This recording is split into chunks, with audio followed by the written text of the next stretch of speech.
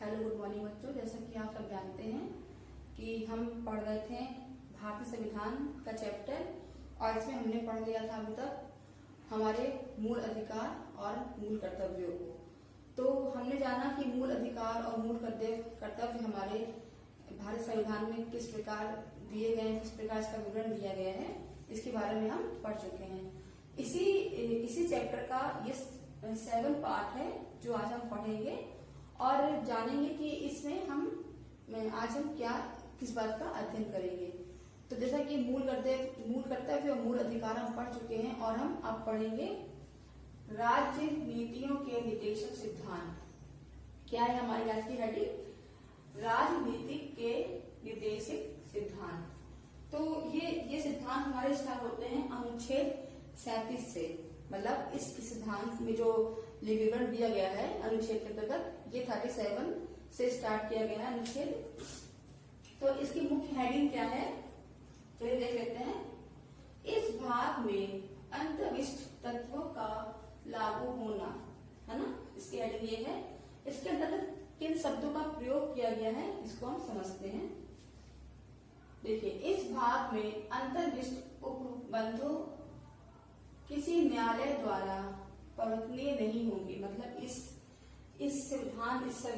अनुच्छेद के अंतर्गत जो भी अंतर्विष्ट मतलब जो बंधन है, जो भी न्याय है, वो किसी भी न्यायालय में परिवर्तित नहीं होंगे। किंतु फिर भी इनमें अधिकाकथित तत्व देश के शासन में मूलभूत है। मतलब फिर भी अगर परिवर्तन नहीं होगा, लेकिन फिर भी अधिक कथित तत्व देश के शासन में मूलभूत है, और विधि बनाने में इन तत्वों को लागू करना राज्य का कर्तव्य है। इन तत्वों को लागू करना राज्य का कर्तव्य है। राज्य का कर्तव्य है। फिर इसके बाद दूसरा अनुच्छेद क्या है बच्चों? अनुच्छेद 38 मतलब 38। इसमें इसकी हेडिंग क्या है? राज्य लोक कल्याण की अभिवृद्धि के लिए सामाजिक व्यवस्था बनाएगा। मतलब जो राज्य है वो लोक कल्याण की वृद्धि के लिए, मतलब उनके जीवन में वृद्धि के लिए या उनकी समाज में वृद्धि के लिए क्या बनाएगा? लोक कल्याण की सामाजिक व्यवस्था बनाएगा। इसमें क्या है? पहला पॉइंट में इसमें है, या लिखना भूल गया। इसमें पहला पॉइंट है, राज्य एक ऐसी सामाजिक व्यवस्था थी जिसमें सामाजिक, आर्थिक और राजनीतिक न्याय राज्य जीवन की सभी संस्थाओं को अनुप्राणित करे, भरसक प्रभावी रूप से स्थापना और संरक्षण करके लोक कल्याण की अभिवृद्धि का प्रयास करे।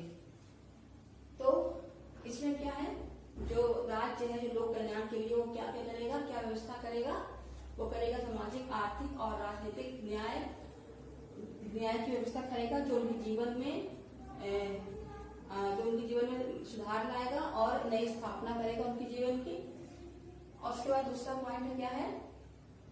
राज्य विभिन्न क्षेत्रों में रहने वाले विभिन्न व्यवसायों में लगे हुए लोगों के समूह के बीच भी प्रतिष्ठा, सुविधाओं और अवसरों की असमानता समाप्त करने का प्रयास करेगा। जैसे आप इस वर्ड को इस लाइन को पढ़ के समझ पा रहे होंगे कि जो राज्य है वो विभिन्न क्षेत्रों में रहने वाले, राज्य के अंतर्गत जितने भी विभिन्न क्षेत्र हैं उनमें रहने वाले जो लोग हैं, और जो उन लोगों का अलग अलग व्यवसाय है, उनके बीच जो भी सुविधाएं हैं, प्रतिष्ठा है और अवसरों की असमानता को वो समाप्त करने का प्रयास करेगा। मतलब सभी के लिए एक समान अवसर रखेगा और असमानता को समाप्त कर देगा। फिर इसके बाद है अनुच्छेद 29 की हेडिंग क्या है? राज्य द्वारा अनुसरणीय कुछ नीति तत्व, मतलब राज्य द्वारा क्या अनुसरणीय नीति तत्व है सभी समाज के लोगों के लिए। कार्य में है या का समझ लीजिए या ए बी करके समझ लीजिए, ये 1 2 3। तो काम है पुरुष और स्त्री सभी नागरिकों को समान रूप से जीविका के पर्याप्त साधन प्राप्त करने का अधिकार हो। मतलब समाज जो राज्य है, राज्य के अंतर्गत जितने भी स्त्री और पुरुष है सभी नागरिकों को समान रूप से जीविका के साधन, जो जीवन को जीने के जो भी साधन उपयोगी होते हैं उनके लिए उनको समान साधन समान प्राप्त करने का अधिकार होगा। जो भी साधन लगते हैं जीविका को जीवन में जीने के लिए, उन साधनों को उन सभी साधनों का समान अधिकार होगा। किसको स्त्री और पुरुष को, इसमें भेदभाव नहीं होगा। फिर खा में है समुदाय के भौतिक संसाधनों का स्वामित्व और नियंत्रण इस प्रकार बटा हो जिससे सामूहिक हित का सर्वोत्तम रूप से साधन हो। मतलब समुदाय में जो भौतिक संसाधन है उनको इस तरह से उनका स्वामित्व और नियंत्रण इस प्रकार से बटा हो जो सामूहिक हित के लिए उत्तम हो और नुकसानदायक ना हो। फिर गांव में क्या है, पुरुषों और स्त्रियों दोनों का समान कार्य के समान वेतन हो। मतलब स्त्री और पुरुषों, मतलब अगर किसी क्षेत्र में किसी पोस्ट कोई एक ही जगह पे कोई 2 पोस्ट हैं और उन 2 पोस्ट पे स्त्री और पुरुष एक मतलब पद पे है, तो उन दोनों पद की जो भी आय होगी उस आय में बिल्कुल भी भेदभाव नहीं होगा और उन दोनों पद के लिए दोनों को समान वेतन दिया जाएगा। फिर घा है बालकों को स्वतंत्र और गरिमामय वातावरण में स्वस्थ विकास के अवसर और सुविधा दी जाए। मतलब बालकों को स्वतंत्र और गरिमामय वातावरण में स्वस्थ विकास के अवसर प्रदान किए जाए, मतलब अच्छी सुविधाएं, अच्छा स्वास्थ्य प्रदान किया जाए और बालक और अल्पवयस्क व्यक्तियों के शोषण से तथा नैतिक और आर्थिक स्थिति से रक्षा की जाए। मतलब बालकों और अल्पवयस्क मतलब जो कम आय कमाते हैं या जो कम जाति के लोग हैं, व्यक्ति हैं, उनका शोषण ना किया जाए और उनके नैतिक और आर्थिक स्थिति की रक्षा की जाए। अब बच्चों पढ़ेंगे अनुच्छेद 29 का मतलब इसी का ये का भाग है। इसकी हेडिंग क्या है, समान न्याय और निःशुल्क विविध सहायक। मतलब राज्य ने क्या घोषणा की कि सभी व्यक्ति को समान न्याय, मतलब किसी व्यक्ति से अगर कोई गलती हो जाए तो उसके लिए उसकी बातों को सुना जाए और उसके प्रति न्याय की भावना रखी जाए। तो समान न्याय किया जाए, भेदभाव ना किया जाए और निःशुल्क विविध में की सहायता की जाए। किसके लिए, राज्य के नागरिकों के लिए सब चीजें निःशुल्क की जाए। फिर अनुच्छेद 40 में क्या है, ग्राम पंचायतों का संगठन। इसमें क्या है, राज्य ग्राम पंचायतों के संगठन करने के लिए कदम उठाएगा, है ना। राज्य जो है ग्राम पंचायतों के संगठन के लिए कदम उठाएगा और क्या करेगा, और उनको ऐसी शक्तियां और अधिकार प्रदान करेगा जो उन्हें स्वतंत्र शासन की इकाइयों के रूप में कार्य करने योग्य बनाने के अवसर प्रदान करे। मतलब जो राज्य है वो ग्राम पंचायतों को कुछ ऐसी शक्ति प्रदान कर देगा जो उस राज्य या उस ग्राम के जो पंचायत के लोग हैं वो कुछ अच्छा करे और उनके लिए कुछ अधिकार होंगे और इसके द्वारा वो क्या कर पाएंगे, अच्छे कार्य कर पाएंगे और ग्राम पंचायत ग्राम को सुधार पाएंगे। फिर इसके बाद अनुच्छेद 41 में क्या है, अनुच्छेद 41 में की क्या कुछ हेडिंग क्या है, कुछ दशाओं में काम, शिक्षा और लोक सहायता पाने के अधिकार। इसमें क्या जानेंगे हम, राज्य अपनी आर्थिक सामर्थ्य और विकास की सीमाओं के भीतर काम पाने, शिक्षा पाने और बेकारी, बुढ़ापा और बीमारी तथा अन्य अहम अभाव की दिशाओं में कुछ लोक सहायता पाने के अधिकारों को प्राप्त करने का प्रभावी उद्यम करेगा। मतलब राज्य जो है कुछ दशाओं में, कुछ स्थितियों मतलब काम पाने की और शिक्षा पाने की और लोक सहायता पाने की। लोक सहायता कुछ इनको मिलती है जो बुढ़ापे, जो बूढ़े लोग होते हैं, जो गरीब नागरिक होते हैं, है ना, और जो बीमारी से ग्रसित होती है, जो बेकारी जो जिनके पास काम नहीं होते हैं, उनके लिए कुछ उद्यम रूल मतलब बनाएगा, उसके लिए सहायता करेगा। इसके बाद 42 अनुच्छेद 42 में क्या लिखा गया है, हेडिंग इसकी है, काम का न्याय संगत और मनोचित दशाओं का तथा प्रशस्तित सहायता का उपबंध। तो इसमें क्या पढ़ेंगे हम, राज्य काम की न्याय संगत और मनोचित दशाओं को सुनिश्चित करने के लिए प्रसूति सहायता के लिए उद्भव करेगा। इसके बाद बच्चों में पढ़ेंगे क्या, अनुच्छेद इसके बाद बच्चों हमारा 42वां 43 अनुच्छेद में क्या लिखा गया है कि कर्मकारों के लिए निहित मजदूरी आदि, इसकी ये हेडिंग है। इसके अंतर्गत क्या लिखा गया है, राज्य सभी कर्मकारों को काम निर्वाह, मजदूरी, शिष्ट जीवन स्तर और अवकाश का संपूर्ण उपभोग सुनिश्चित करने वाली काम की दशाएं तथा सामाजिक और सांस्कृतिक अवसर प्राप्त करने का प्रयास करेगा, प्रदान करने का या प्राप्त कराने का प्रयास करेगा। गांवों में कुटीर उद्योगों को व्यक्तित्व या सहकारी आधार पर बढ़ाने का प्रयास करेगा। कौन करेगा, राज्य जो है अपने राज्य के नागरिकों को मजदूरी, शिष्ट जीवन स्तर, अवकाश और क्या सामाजिक सांस्कृतिक अवसर प्रदान करेगा और गांव में क्या करेगा, कुटीर उद्योगों को बढ़ाने का प्रयास करेगा। कौन, राज्य। फिर उसके बाद अनुच्छेद 43 काम में क्या लिखा है, उसकी हेडिंग है, उद्योग के प्रबंध में कर्मकारी का भाग लेना। इसके अंदर क्या है, राज्य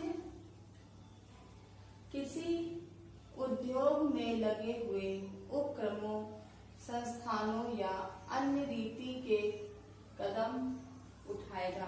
राज्य है जो उद्योग के प्रति जो भी उपक्रम है, संस्थानों और अन्य रीति जो है उनके लिए कदम उठाएगा।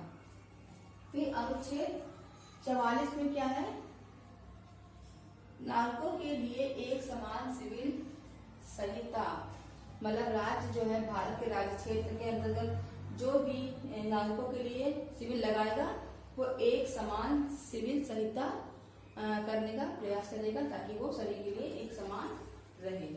इसके बाद क्या है, अनुच्छेद 45 में क्या है हेडिंग, 6 वर्ष से कम आयु के बालकों या बच्चों को प्रारंभिक बाल अवस्था की देखभाल और उनकी शिक्षा का प्रावधान।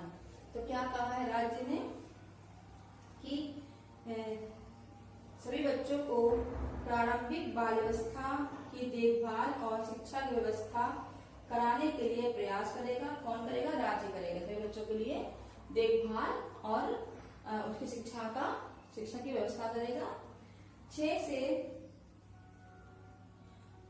6 वर्ष तक की आयु वह इस व्यवस्था को तब तक करेगा जब तक बच्चा 6 वर्ष की आयु तक नहीं हो जाता। ठीक है, तो इसलिए दिया रखा है 6 वर्ष की आयु तक के बच्चों के लिए। फिर अनुच्छेद 46 में क्या लिखा है? SC, ST और दुर्बल वर्गों की शिक्षा और अर्थ संबंधी हितों में अभिव्यक्ति। शिक्षा समझ में आता है आपको? दुर्बल मतलब बहुत ही दीन व्यक्ति जो आर्थिक स्थिति से कमजोर है, और अर्थ का मतलब धन संबंधी अभिव्यक्ति। ठीक है, तो इसमें क्या लिखा है? राज्य को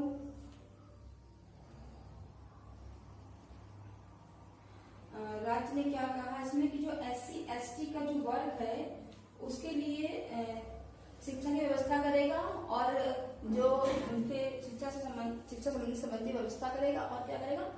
अर्थ संबंधी हितों में अभिव्यक्ति करेगा। कौन करेगा? राज्य। जो धन की समस्या है उनके सामने, उसके लिए भी राज्य सरकार कुछ न कुछ करेगी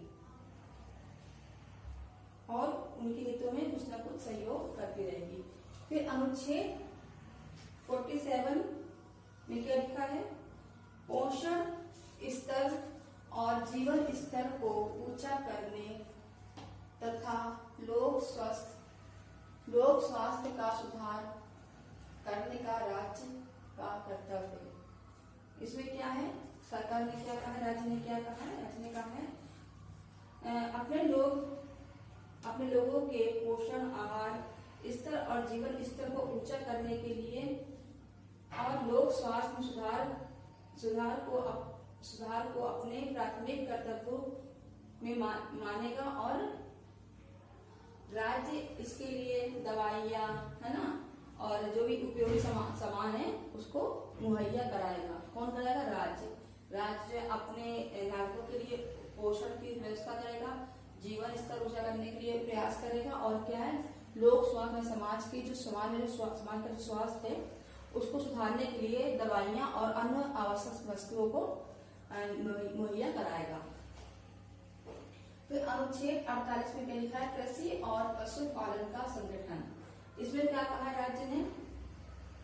कृषि और पशुपालन को आधुनिक और वैज्ञानिक प्रणालियों से संगठित करने का प्रयास करेगा। गायों और बछड़ों तथा अन्य दुधारू और वाहन पशुओं को की नस्लों में परिरक्षण एवं सुधार के लिए और उनके वध का प्रतिवेश करने के लिए कदम उठाएगा। क्या कहा राज्य ने? जो पशु हैं, जो जिनसे दूध प्राप्त होता है, और जो बछड़े हैं, और जो ऐसे जानवर जो क्या बोलते हैं वाहन के काम आते हैं, है ना, उनकी भी व्यवस्था करेगा, उनको भी सुधारने का प्रयास करेगा। अनुच्छेद 48 का में क्या लिखा है? पर्यावरण का संरक्षण तथा संवर्धन और वन तथा वन जीवों की रक्षा। तो राज्य क्या करेगा? पर्यावरण की रक्षा और संवर्धन के का अन्य का और वन के अंदर जो जीव पाए जाते हैं उनकी रक्षा करने का भी प्रयास करेगा। कौन? राज्य क्या करेगा? वन के अंतर्गत प्राप्त होने वाले जीवों की रक्षा करने का भी प्रयास करेगा। फिर अनुच्छेद 49 में क्या है? राष्ट्रीय महत्व के स्मारकों, स्थानों और वस्तुओं का संरक्षण। इसमें क्या कहा राज्य ने? संसद द्वारा बनाई गई विधि द्वारा या उसके अधीन राष्ट्रीय महत्व वाले कलात्मक एवं या ऐतिहासिक अभिरुचि वाले प्रत्येक स्मारक या स्थान या वस्तु की संरक्षण करने का राज्य बाधक नहीं है। मतलब जो राष्ट्रीय स्मारक है और स्थान और वस्तुओं के लिए राज्य बाधक नहीं है, वो उनके लिए भी कुछ ना कुछ सुधार करेगा। फिर इसके बाद अनुच्छेद 50 में क्या है, कार्यपालिका से न्यायपालिका को पृथकीकरण। इसमें क्या कहा है राज्य ने, राज्य की लोक सेवाओं में न्यायपालिका को कार्यपालिका से पृथक करने के लिए राज्य कदम उठाएगा, है ना। कार्यपालिका और न्यायपालिका को अलग करने के लिए राज्य कुछ कदम उठाएगा। फिर अनुच्छेद 51 ही हमारा लास्ट अनुच्छेद है, इसके अंतर्गत राजनीति के निदेशक सिद्धांत के अंतर्गत है क्या है, अंतरराष्ट्रीय शांति और सुरक्षा की अभिवृद्धि। राज्य क्या करेगा, अंतरराष्ट्रीय स्थिति में काम करेगा। क्या काम करेगा, राज्य प्रयास करेगा अंतरराष्ट्रीय शांति और सुरक्षा की अभिवृद्धि का। दूसरा क्या प्रयास करेगा, राज्य के बीच न्याय संगत और सम्मानपूर्ण संबंधों को बनाए रखने का प्रयास करेगा। और क्या प्रयास करेगा, राज्य अंतरराष्ट्रीय विवादों को मध्यस्थ द्वारा निपटाने के लिए प्रोत्साहन देगा। कौन, राज्य देगा। तो ये बच्चों ये हमारे हो गए राजनीति के निदेशक सिद्धांत, जिनको हमने समझाया और इनको आप अच्छे से एक दो बार और पढ़ लीजिए, समझ लीजिए, ताकि आपके एग्जाम में काम आए। और फिर इसके बाद हम मिलते हैं आपसे नेक्स्ट टॉपिक में, पार्ट 8 में, जो हमारा इस चैप्टर का शायद लास्ट पार्ट हो सकता है।